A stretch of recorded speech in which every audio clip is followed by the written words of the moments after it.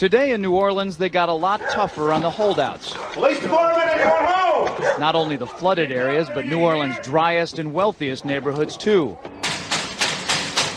Police department! The police and National Guard going street by street, house to house. We need to make sure, too, that whenever we knock on doors, people refuse to leave. We need to make note, call it in. They say there are no orders to use force, just strong persuasion, sometimes entering open houses with guns drawn, and instructions to disarm anyone inside. You say guns will be taken? No one will be able to be armed. We will take all weapons. That happened today in this wealthy neighborhood where homeowners had armed themselves to protect their mansions. Residents were handcuffed on the ground. In the end, police took their weapons but let them stay in their homes. They were a little bit threatened because our weapons were bigger than their weapons. For many of the police and guard troops, it is an uncomfortable job to do this in an American city. This guard unit occupied a church, using it as a base camp.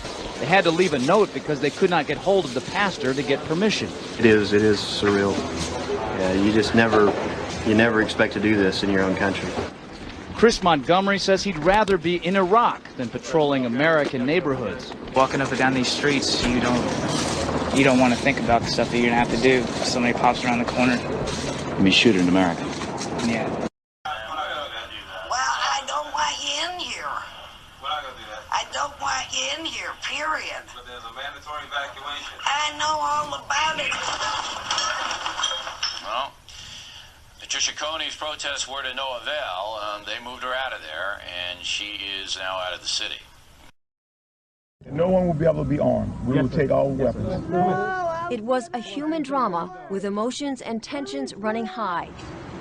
Patty Coney is still trying to recover physically and emotionally. They really did a number on me. From the day police forced her from her home. It was traumatic. All of a sudden, they were banging on the front door.